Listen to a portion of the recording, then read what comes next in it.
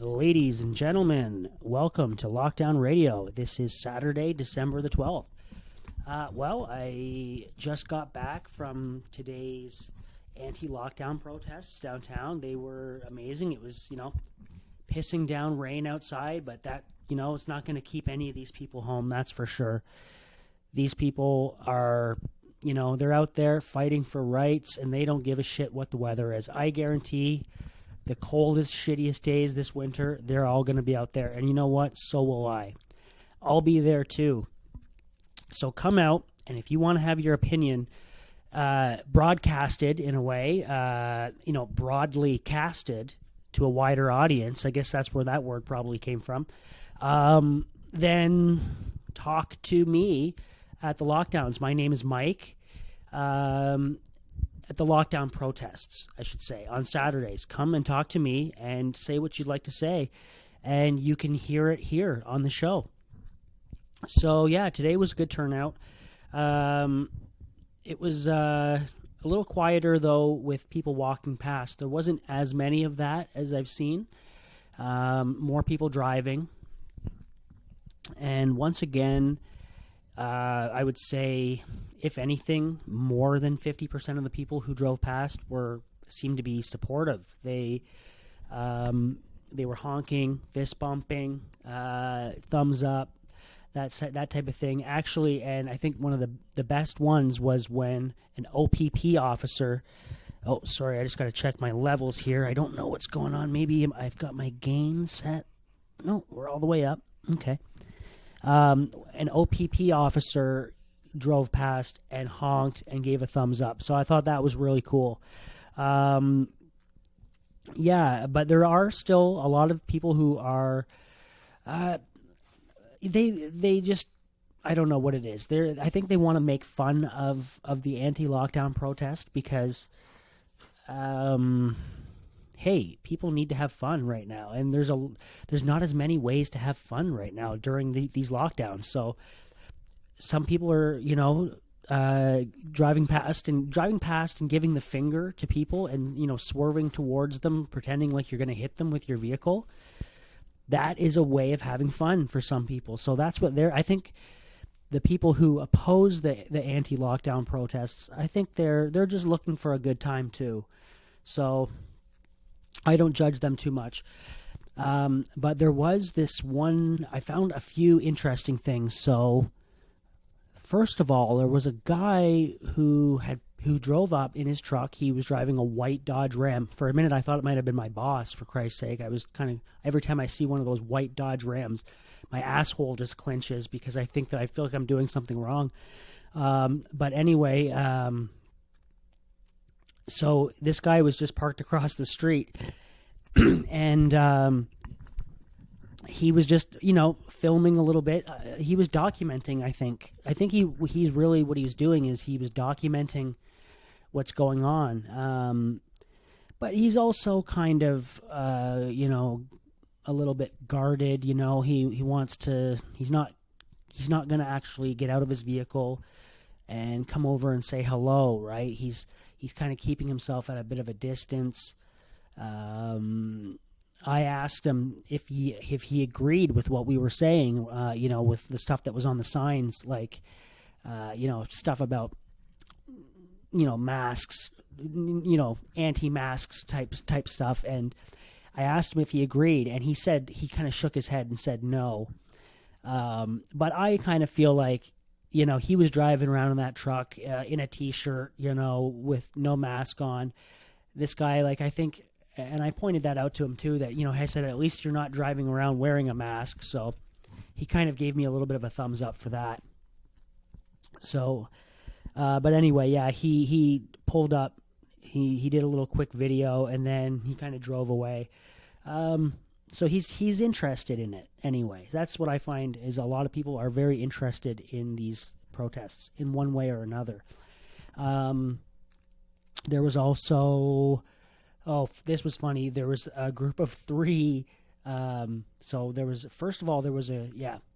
group that was across the street, they went walking past, and again, I see them, they put their masks on shortly before they get to where we are. It's kind of a funny thing that I'm noticing. And then the guy walks past and he's like, waving his finger around his ear like he's as if to say, crazy, like cuckoo kind of thing. So it was really funny to see these three people walking across the street wearing masks outside. There's nobody anywhere near them, and they're all young and in their 20s, and like they look very healthy, much healthier than me, I'm sure. And they're walking around with masks, and they're doing the cuckoo for Cocoa Puffs type thing. So, yeah, that was funny to see. And I pointed out to them that was actually pretty ironic that they're walking around in masks outside for no reason, calling us cuckoos. So, and then there was another group of three, and this one, I mean, this is what these young, I think they're college students. A lot of them, they either go to Fleming or maybe they go to Trent or something like that. They have that kind of look, and this is a college town, so of course there's going to be a lot of that. But they come up, and as soon as they're within 20 feet of us, like they're walking, and then they put their masks on, and then they walk past. So they're like making this kind of statement. They're making a pro-mask statement is kind of what they're doing. I don't know why these young guys in their 20s want to be going around purposely making pro-mask statements.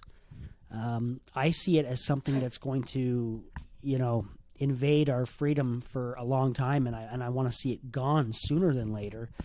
I don't know why I would, be a proponent of it, especially if I was a young guy in my 20s. So anyway, but it's also this kind of idea that I've been noticing where it seems like some people, it seems to me like the masks have become a very political thing. Extremely politicized. It's unfortunate, but I think it's true. And I just feel like that's why I don't want to wear them anymore. It's because I am a non-believer. I'm sorry. I hate to say it, but when it comes to the religion of COVID-19, sorry, I'm just, I'm a non-believer. I mean, I do acknowledge that it exists. I think it is, and I'm not going to say it's not even a serious disease. It's if the stats are anywhere true that it's 2 times as deadly as the flu, then that's not something to take lightly. However, the facts are still changing by the day, and it seems like the death toll keeps getting lower and lower the more detailed data they get about it. So I don't even think it's twice as deadly as the flu, to be honest. I think it's basically another version of the common cold, and that's what it will become eventually.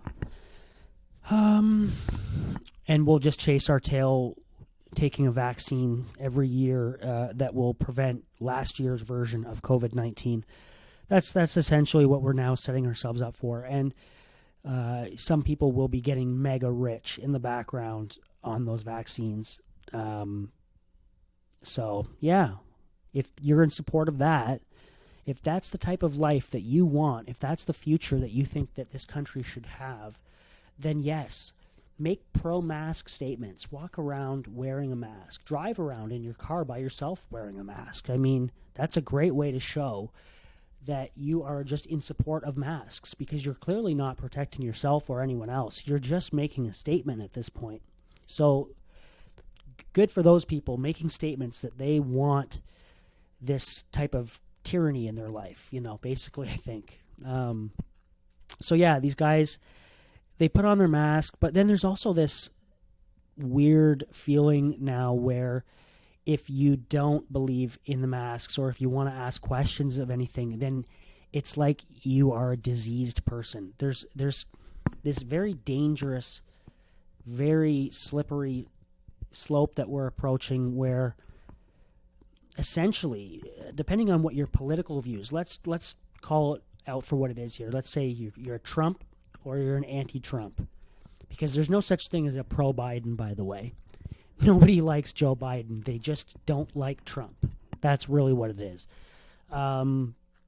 So now it's like if you are the pro-Trump people, then you are diseased and ignorant. That's kind of the message that I'm seeing, even in mainstream type stuff. And I actually had recently, I was helping a friend move, and another guy was there who was his friend, who I didn't know, and he showed up to help. And this guy was wearing a mask. He said that he had just had a COVID test a couple days earlier, and that it came back negative, whatever. I didn't care anyway, to be honest. But so while we were doing the moving, he was wearing the mask for most of the day. And of course, this guy's not working, right? He's on CERB, and he's sitting at home playing video games every day. And he says to me, he says, "You see, I don't see why anybody could complain about having to wear a mask. I'm doing it." Like, yeah, congratulations. You showed up to a person's house on a Saturday to help them move for a few hours, and you wore a mask. Now you're ready to, make that the reality for every working person for the rest of their life, because some jackass, some fat piece of shit, quite frankly, who sits on his couch playing video games all day, wants to tell me as a working person that I need to wear a mask for 40 hours a week, basically. Thank you very much. But no thank you.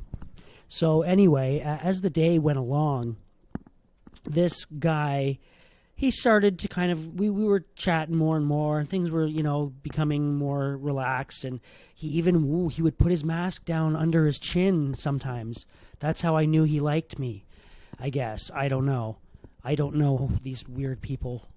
I don't know how they think, but we had started talking, and like I say, things had gotten kind of relaxed, and it was really good.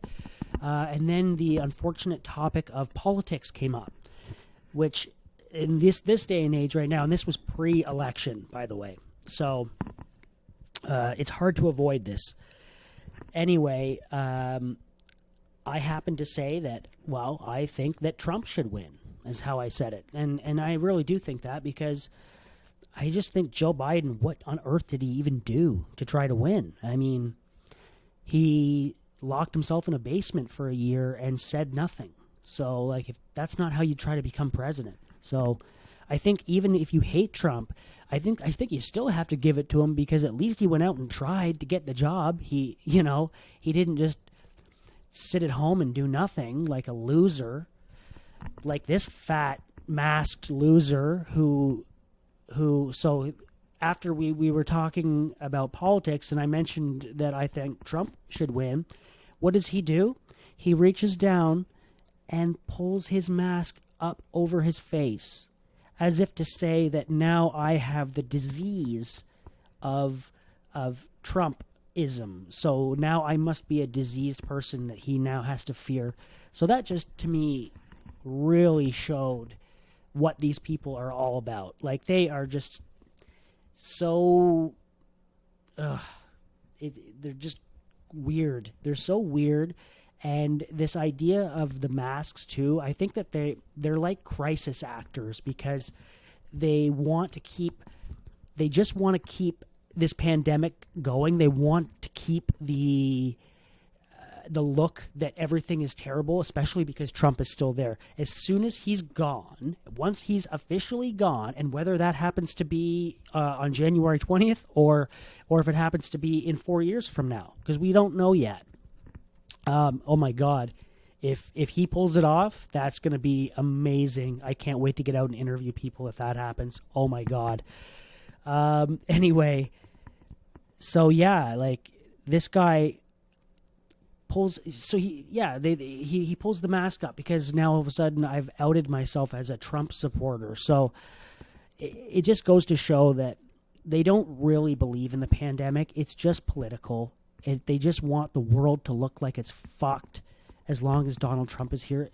And they wouldn't care if they destroyed society to get rid of Donald Trump. That's how much it's just orange man bad. That's your whole politics. That's everything you're about, is orange man bad.